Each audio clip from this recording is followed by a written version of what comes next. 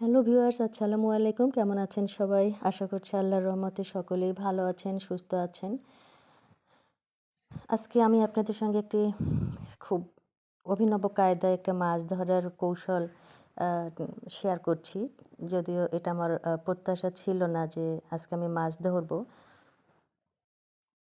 আমি নিয়মিত একদিন পর, পর এই ধান ক্ষেতে যে আমরা মাছ চাষ করছি, এই কর্নারটাতে আ পানি দিতে হয় অল্প, মানে হাঁটু পানি, ৩ ৩.৫ ফিট পর্যন্ত পানি থাকে।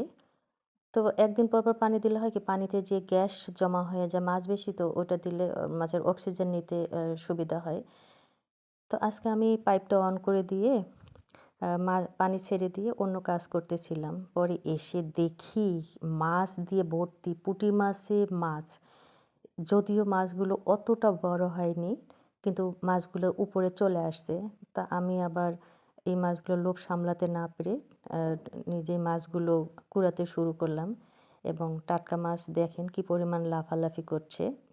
আসলে মাছ ধরার কিন্তু আনন্দটাই অন্যরকম। হ্যাঁ? যারা মাছের নেশা আছে যাদের আরকি এগুলোতে, আ তাদের জন্য খুব ভালো। যেমন আমি খুব পছন্দ করি, এগুলো এনজয় করি। তো কেউ ঘুম থেকে ওঠে নাই।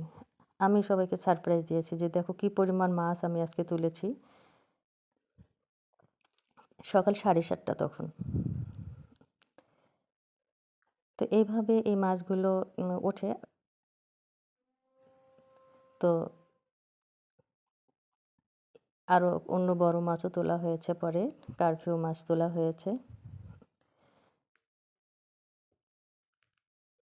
এইসব মাছগুলো আবার এখান থেকে আমি বাছি নাই যে ছোট, ছোটগুলো ছেড়ে দেব সেটা করি নাই। ছোট বড় সবগুলোই তুলেছি। কারণ যেহেতু উপরে উঠে আসছে, পানিতে ছেড়ে দিলে আবার মরে যেতে পারে। সে কারণে আমাকে ছোটগুলোও নিতে হয়েছে।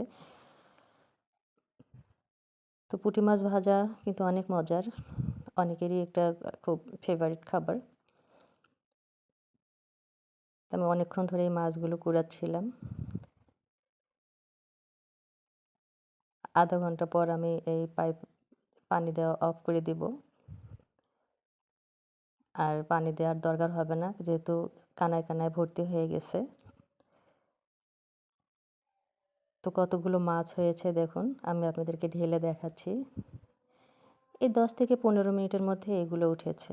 তো ভালো থাকবেন সবাই। আল্লাহ হাফিজ।